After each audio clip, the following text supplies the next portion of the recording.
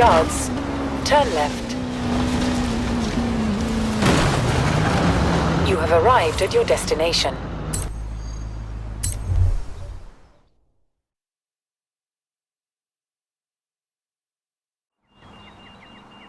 Great to see you. We're shooting a documentary about car culture in the UK, and I need a second driver. You've made a name for yourself, and it would be great to have you aboard. It's simple. You drive, I tell the story. Let's do it.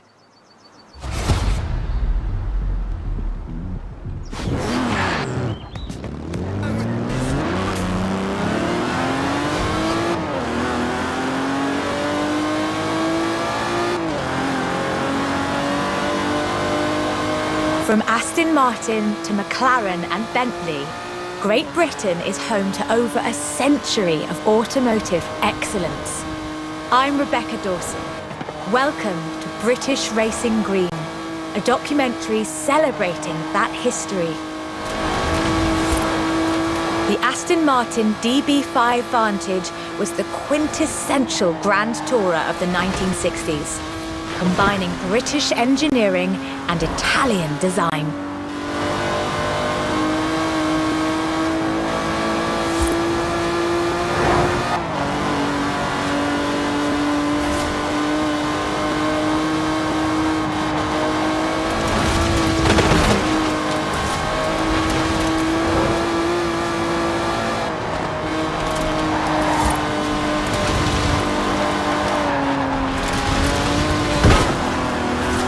The Vantage featured side-draft carburetors and a refined camshaft profile, capable of a blistering top speed of 162 miles an hour in 1964. The clean lines of Superleggera's bodywork, reclining seats and wool carpets created a car that was luxurious as well as fast.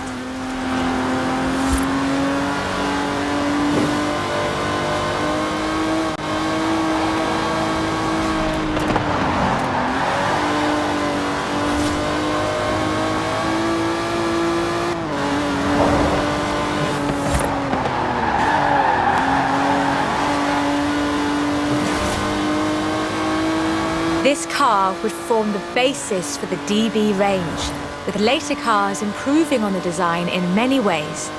But none would ever achieve the sheer, iconic perfection of the Vantage.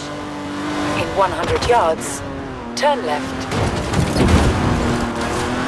For all of its beauty and engineering perfection, only 65 of these beautiful machines would ever be built. If you own one, you own a piece of British history. In 200 yards, you will arrive at your destination. The silver DB5 would be immortalised in half a century of cinema. The classic Aston Martin.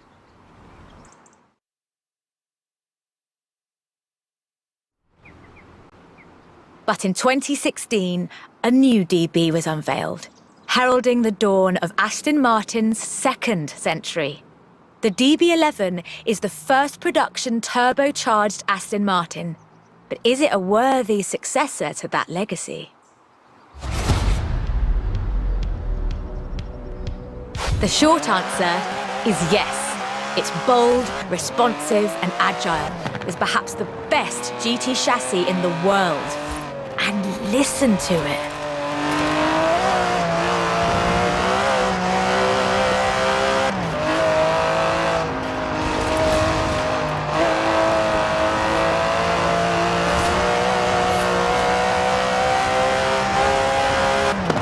Able to hit 60 miles an hour in 3.5 seconds, the DB11's 5.2-litre twin-turbo V12 boasts a top speed of over 200 miles an hour.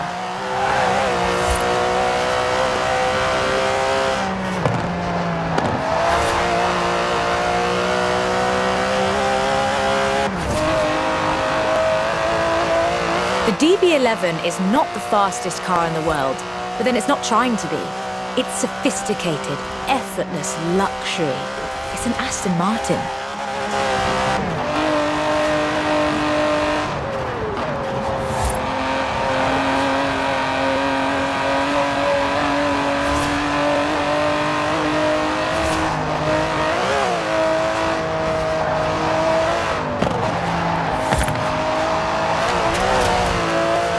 The DB11's front strakes channel air to create a virtual spoiler, providing downforce without compromising the car's clean lines.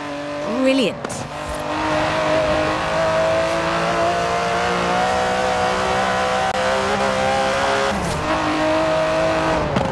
Most importantly, I think, the DB11 proves that Aston Martin is ready for another century of beautiful cars. And I can't wait.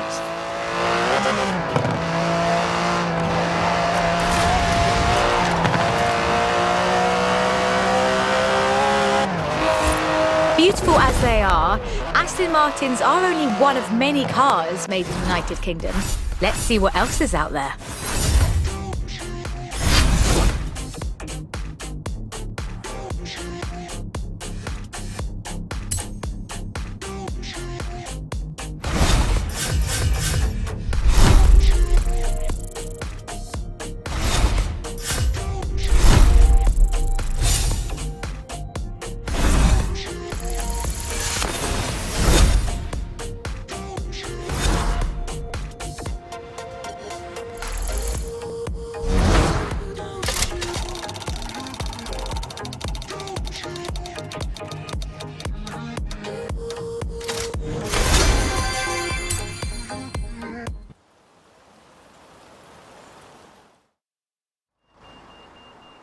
This is shaping up nicely. Time for a change of pace, though. At least at first. The next segment is about Land Rover, and we'll be starting out with the Type 3.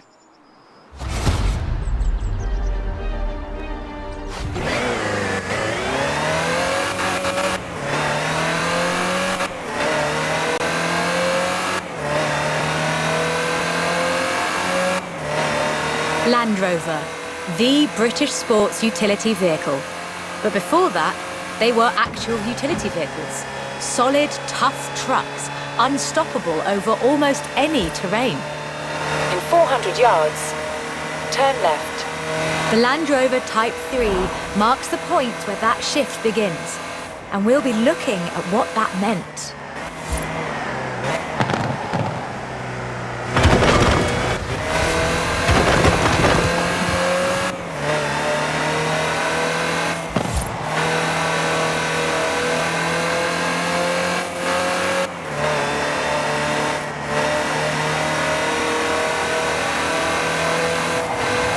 Land Rovers have taken on almost every task imaginable. They've been generators, tractors and ambulances. They've brought peace and carried medicines to disaster zones. They've even been buses. Over 500,000 Series 3s were built, and over 70% of those are still on the road today. They were extensively exported and built under license abroad. Belgium, South Africa, even Australia and New Zealand. With a robust chassis and signature Land Rover engineering, the Type 3 also marked the first time that buyers could choose interior options, like seat box protectors and cubby boxes.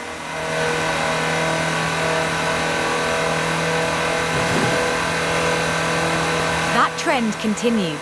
And by 1982, Land Rover were offering the county-spec Type 3. Leisure drivers could choose from such luxuries as all-cloth seats, soundproofing and tinted glass. The trend was increasingly clear, and the future of the Land Rover was starting to take shape. If you squinted, you could already see the shape of the first sports utility vehicle, the Range Rover. While the stock Type 3 would never be particularly fast uphill, there is almost no hill that it couldn't climb. Or down, for that matter, if you put a proper winch on it.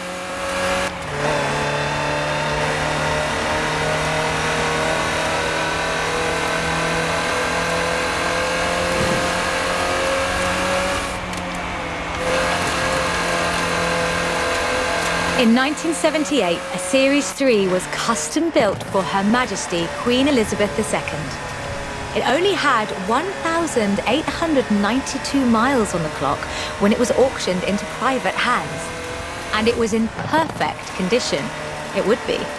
After all, she trained as a mechanic in the 1940s and will likely remain the only royal able to strip and rebuild an engine.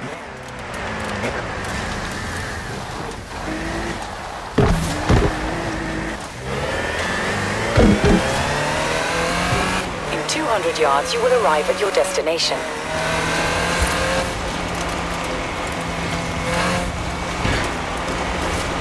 Along with the Range Rover, others would follow.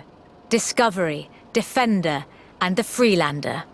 Each a more sophisticated and enjoyable utility vehicle. But none of them were a replacement for the Type 3. They were a different kind of car.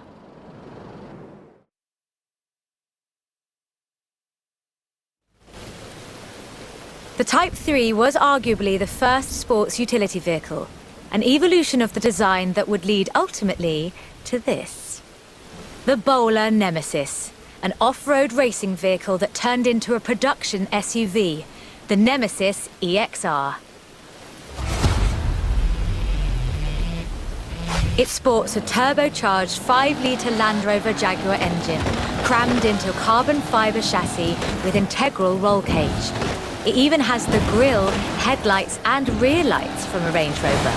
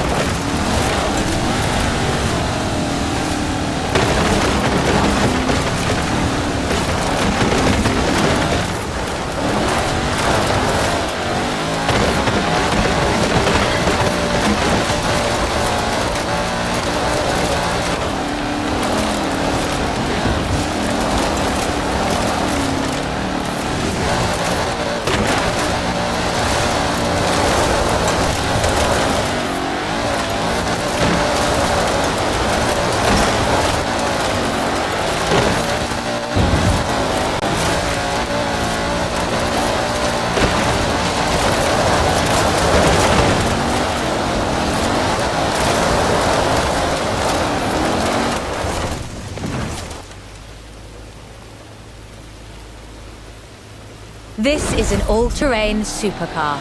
That's the only fair description for this. But that's what you get when you build an SUV with Land Rover DNA. What are you waiting for?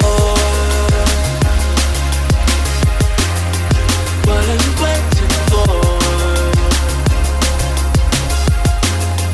What are you waiting for? What are you waiting for? What are you waiting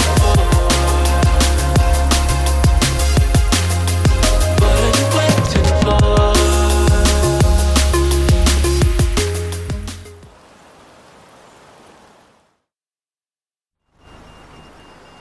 Hope you're enjoying yourself. I know I am. It's great to be able to just focus on telling the story while someone else handles the driving for once. Let's get to the next one. This time, it's Lotus.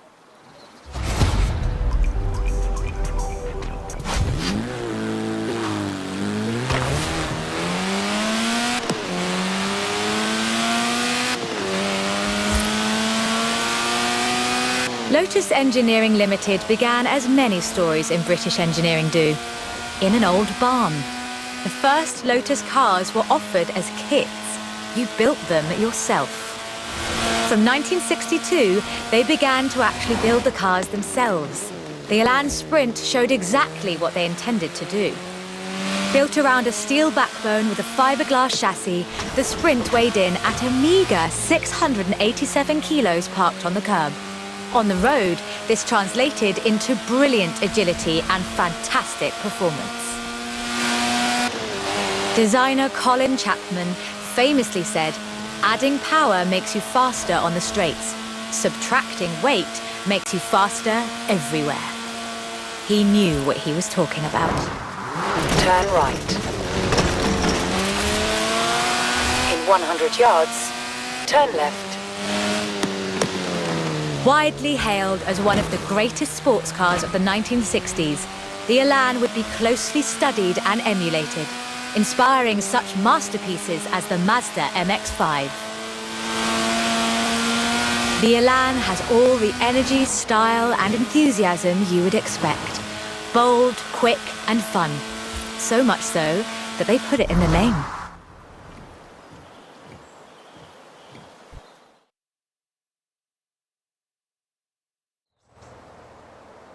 The Elan Sprint was a financial as well as an engineering success for Lotus, validating their approach to design and resulting in a whole family of light, agile roadsters.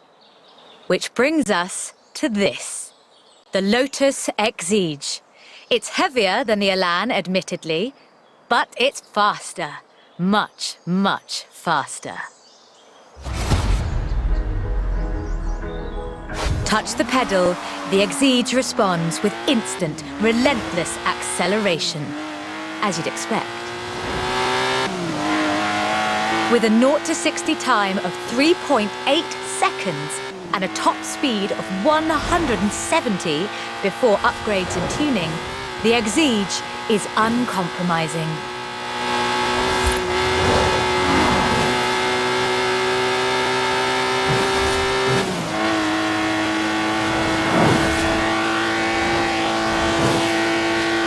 And there's no power steering, so you can really feel the road.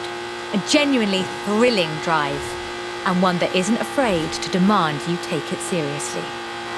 In 200 yards, turn left. Turn left.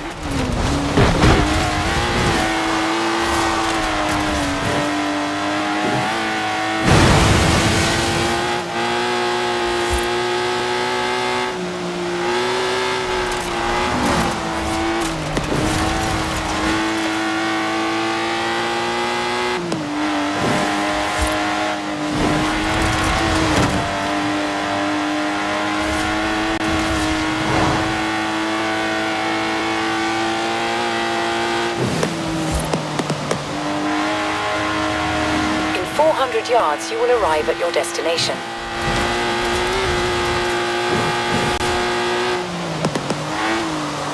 And with rumoured launches of 2 new cars in 2020, Lotus looks set to push the benchmark of the experienced sports car well into the next century.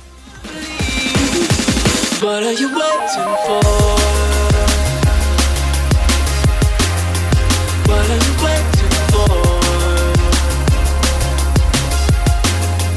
What are you waiting for? What are you waiting for? What are you waiting for? What are you waiting for?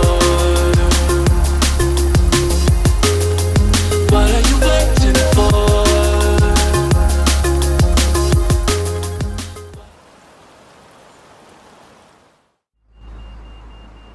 Done much rallying?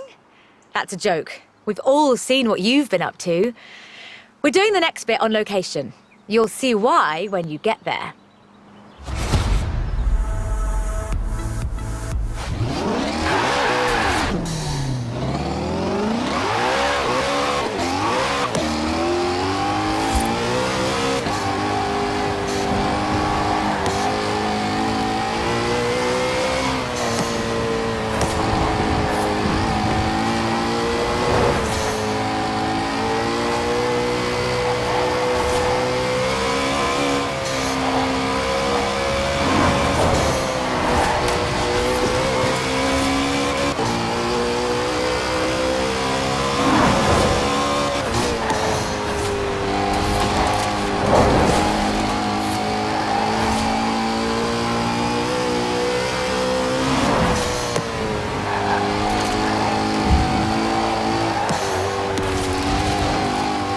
200 yards, you will arrive at your destination.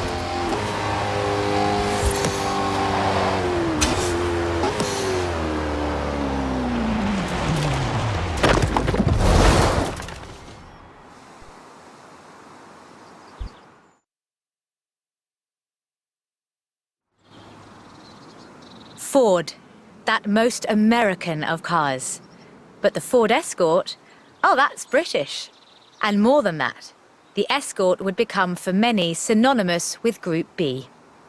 In the 70s, Ford had embraced that destiny so firmly that they'd begun their own championships to find new drivers. Drivers for cars like the RS 1800. This was a car designed explicitly for rallying, with a powerful fuel-injected 1790cc Cosworth BDE engine.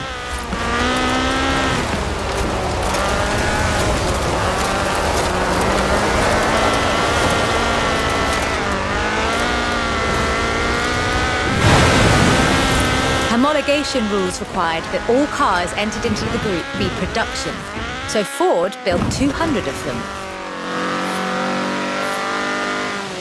The RS 1800 brought home 17 World Rally Championship victories for Ford.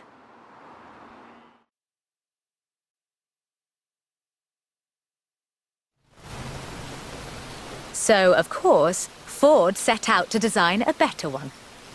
The RS 200 Evolution was their answer. A purpose-built rally car designed to do one thing: win Group B. With a 1.8 turbocharged Ford Cosworth BDT engine and all-wheel drive, the RS 200 had perhaps the best suspension platform of any car of its era. The chassis was fiberglass from Reliant, and the massive Ford parts bin was raided to give the car that iconic look. Fortunately, Ford built over 200 as part of the homologation requirements for Group B, so you can still find them, if you're lucky.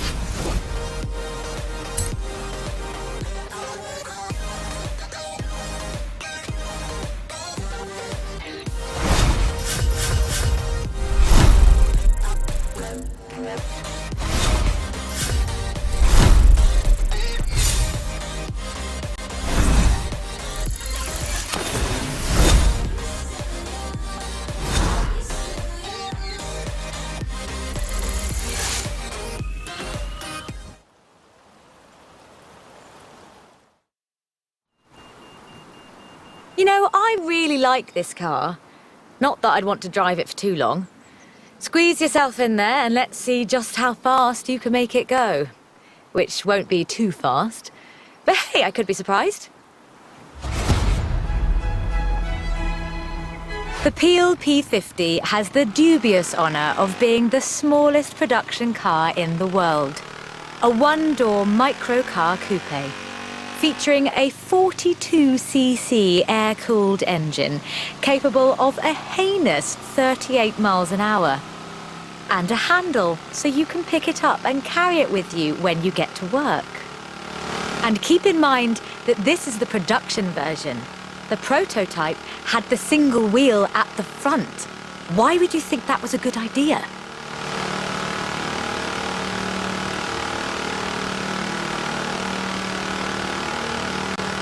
In 2010, though, production restarted at Sutton in Ashfield. So, if you'd like to own the modern incarnation of this, I suppose you can. What are you waiting for? What are you waiting for? What are you waiting for? What are you waiting for? What are you waiting for? What are you waiting for? What are you waiting for?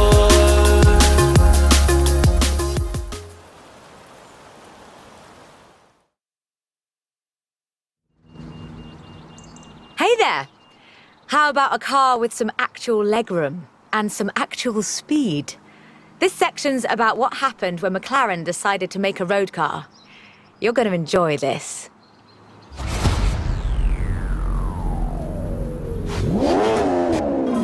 The track and the road have very different requirements.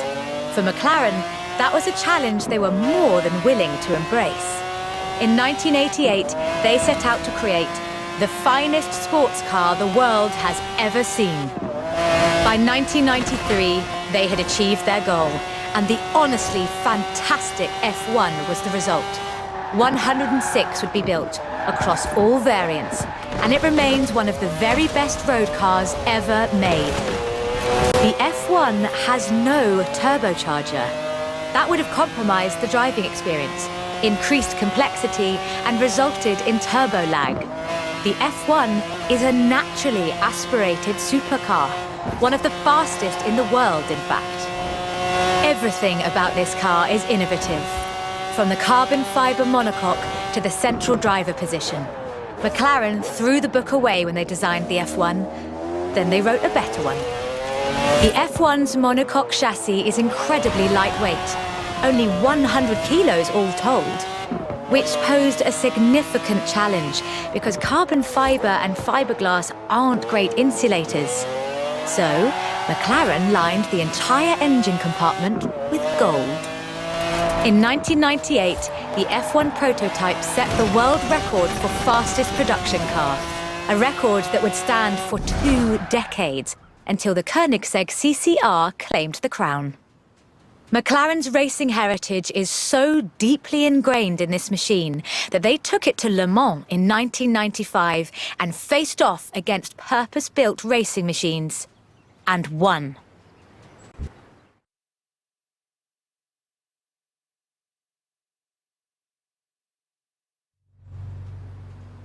So, with something like the F1 to live up to, where do you go next? Well, you throw the book away again and write an even better one. The result is the McLaren P1, a hybrid electric sports car that stands head and shoulders above the F1. The P1 GTR will hit 60 miles an hour in 2.4 seconds. That's 0.7 seconds faster than the F1. That's an eternity for a supercar.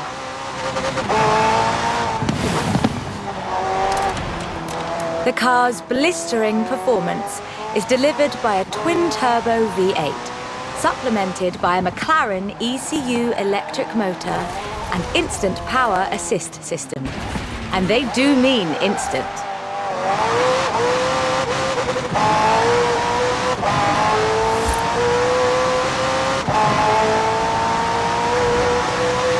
Remember those problems with turbo lag? McLaren solved that with the hybrid drive. While the turbos build pressure, the electric motor drives the wheels. No turbo lag, just torque. And because it's a hybrid, it has an all-electric range. Running on batteries alone, that's 6.2 miles. A bit more if you're going downhill. What are you waiting for? What are you waiting for? What are you waiting for? What are you waiting?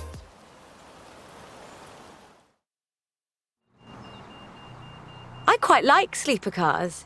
Did Alex ever tell you the story of what we got up to in Colorado? There was this sleeper car competition, you see. Let's just say no one was ready for the Sunbeam.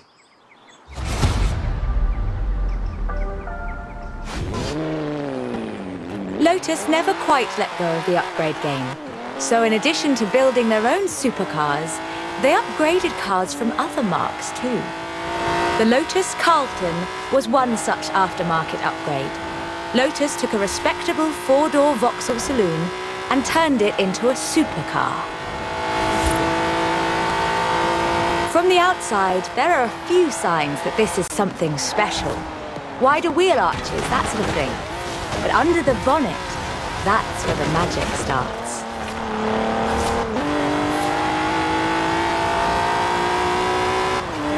Engine capacity was increased to 3.6 litres, and twin Garrett T25 turbochargers were added. The engine block was reinforced, and new crankshafts were forged by Opel and machined in Germany. At the roundabout, take the third exit. The tyres were widened, and the tyre compound from the Lotus Esprit was used. To handle camber change issues, they put in the self-leveling suspension from the Opel Senator. The only upgrade they didn't put in was an electronic speed limiter. All of this resulted in the Lotus Carlton, designated Type 104 by Lotus. A 177 miles per hour supercar, masquerading as a four-door saloon. Only 950 of these custom gems were built, and they've become something of a modern classic.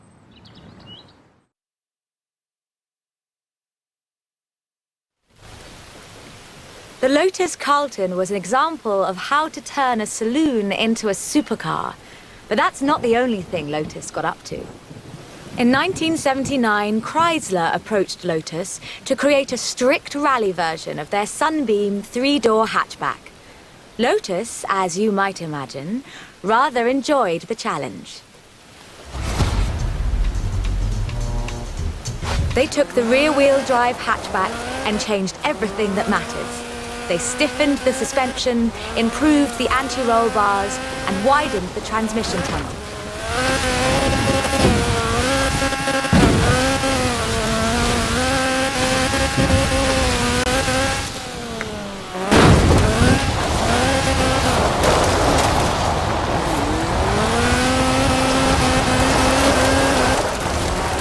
The Lotus Sunbeam was revealed to the public in 1979 in Geneva to widespread praise in the motoring media.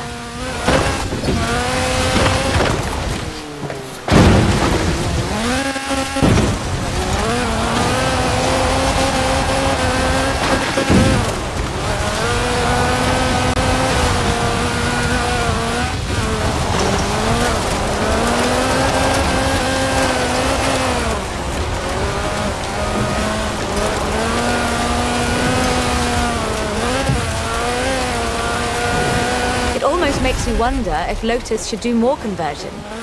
It's a silly question, actually. Lotus should do more conversions. In fact, I'll call them right now. What are you waiting for? What are you waiting for? What are you waiting for? What are you waiting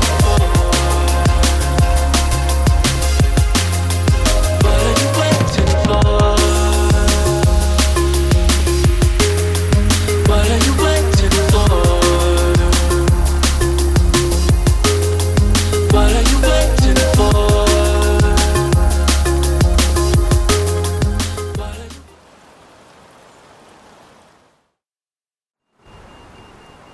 I honestly think these might be some of the most beautiful cars in the world. And the story of how it came about is, well, really British. Get in the car and let's get this segment.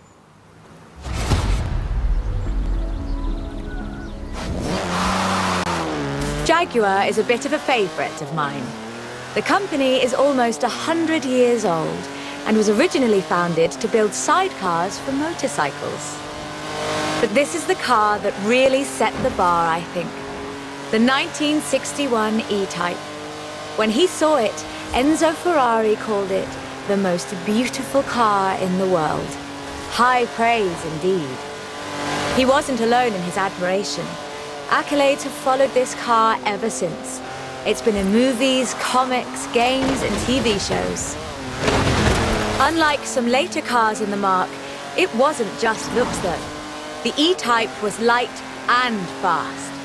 It would do 153 miles an hour and stopped on innovative four-wheel brakes that were better than anything Ferrari or Porsche or even Mercedes-Benz had.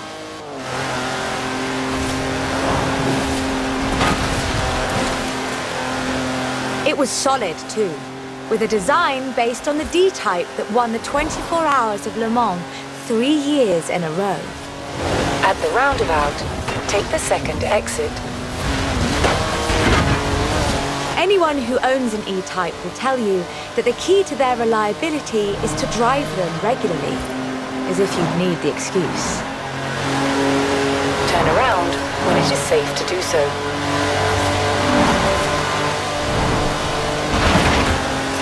About 2,500 were built, and they're a common sight at auto shows, and surprisingly reasonably priced. All in all, an almost perfect Jaguar.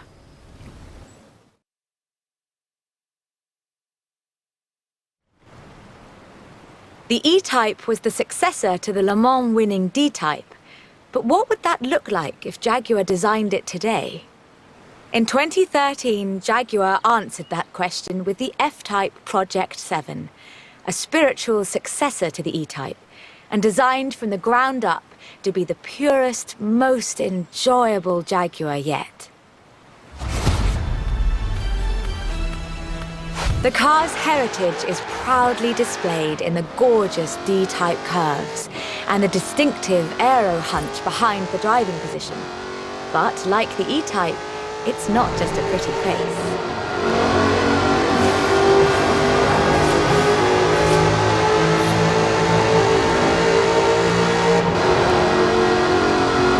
Powered by a 5-litre V8 supercharged engine, with a fully aluminium body, it's blisteringly fast, with a 0 to 60 speed of 3.8 seconds and a top speed of 186 miles an hour.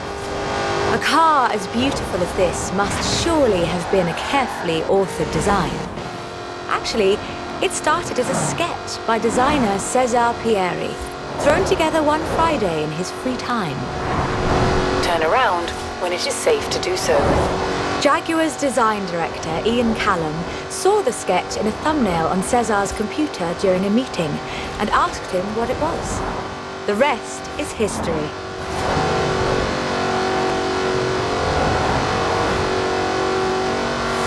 "250 Project 7s were built, as both a successor to the E-Type and as a celebration of Jaguar's victories at Le Mans.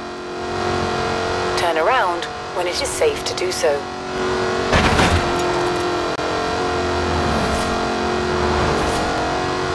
I think I speak for all of us when I say, thank heavens for César's Friday afternoon doodle. What are you waiting for? What are you waiting for? What are you waiting for? What are you waiting for? What are you waiting for? What are you waiting for?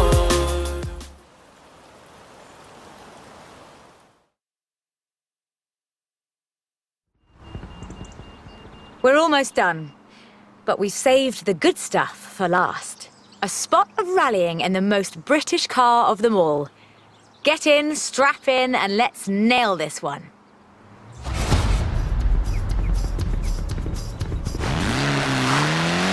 There is one car built in Great Britain that is, quite fairly, considered one of the most influential cars of the century. It's a surprisingly spacious little city car, with a side-mounted engine. It's an icon of popular culture. It's been built on every continent where there's a car factory. It's the Mini.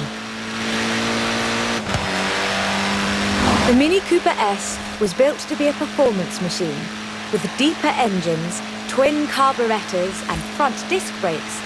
This scrappy little machine would go on to achieve more than 30 racing victories in the 1960s and 1970s. A Mini Cooper S flying number 37 placed first at the 1964 Monte Carlo Rally. Driven by Paddy Hopkirk and Henry Liddon, this was the last time an all-British crew would win the event. But not the last time a Mini would. At Monte Carlo in 1966, Minis took the first second and third positions. They were all disqualified because they had dimming headlamps, not because they were winning everything in sight. In 1999, the Car of the Century award was presented to the most influential car of the 20th century. The Mini came second. It was beaten by the Model T Ford. That's fair, I suppose. 5.3 million Minis would be sold, making it the most popular British car.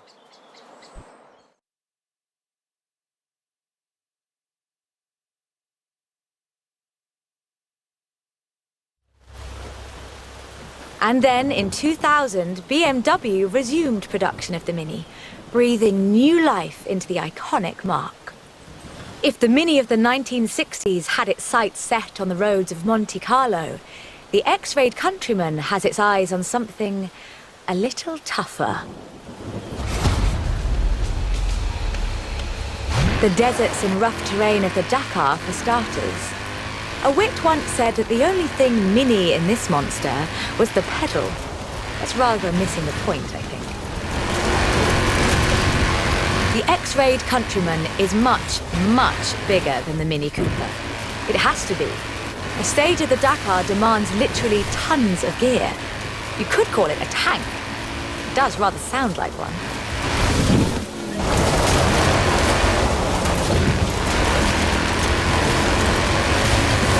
When Mini's X-rayed division set out to build this thing, they had one goal in mind: winning the Dakar. And they did, every year, from 2012 to 2015.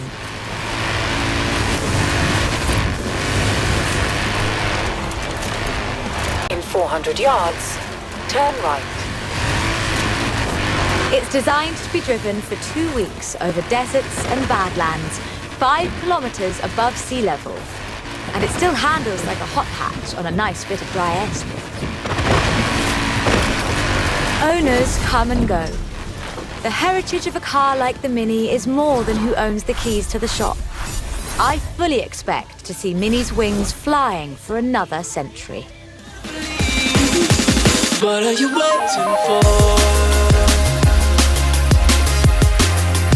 What are you waiting for?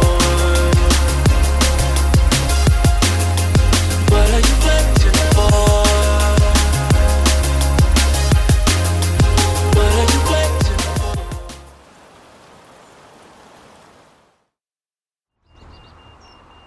This is quite the story.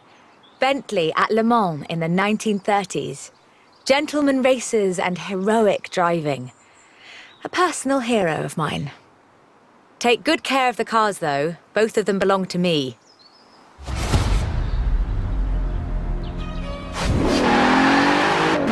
Bentley, a company founded in 1919 in Cricklewood, North London, and purchased by Rolls-Royce in the 30s.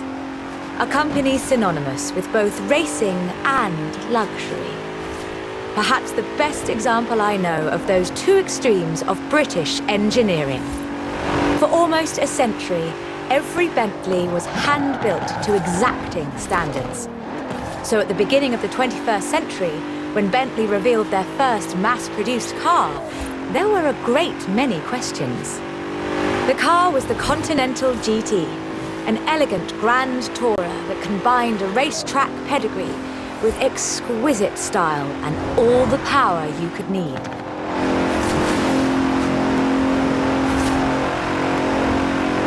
The move to mass production has done nothing to blunt the Bentley experience. The 2017 Continental Supersport is responsive, fast, and beautifully designed.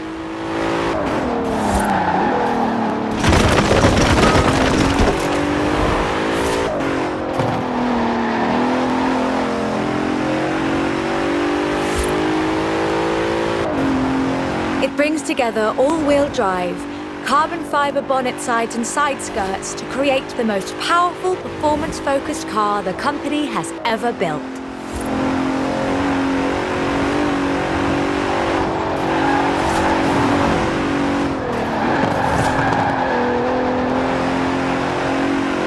But never forget, Bentley's pedigree is racing.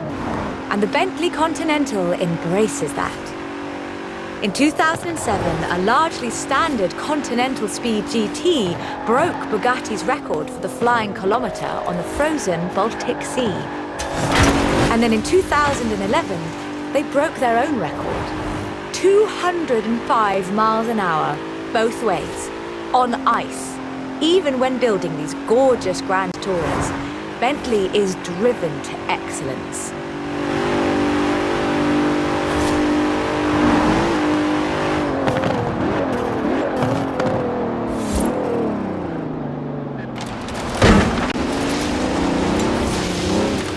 Today, Bentley means modern, peerless luxury and elegance. But that's far from the full story.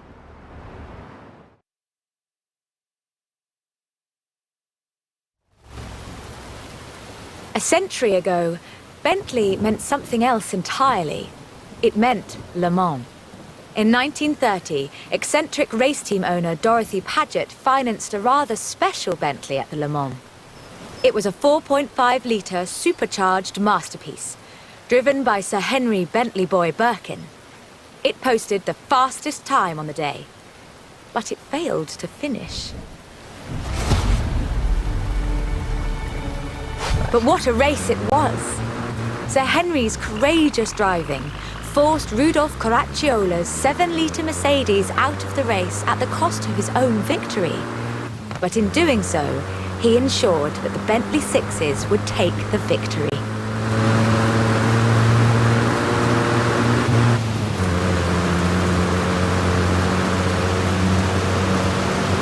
Sir Henry knew he didn't have anything to prove. In 1929, the adventurer Mrs. Mary Victor Bruce had already driven the resolutely modern 4.5-litre Bentley at Montlhéry, setting distance, speed and endurance records. The Bentley's performance so annoyed Ettore Bugatti that he called it the world's fastest lorry.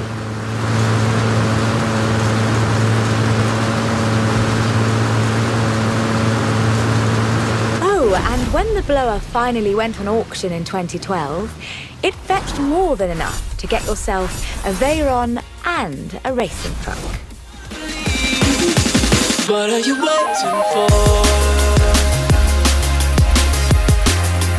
What are you waiting for? What are you waiting for? What are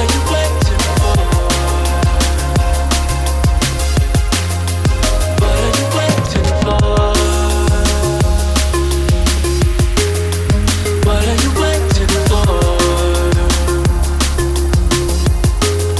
What are you waiting for? What are you waiting for?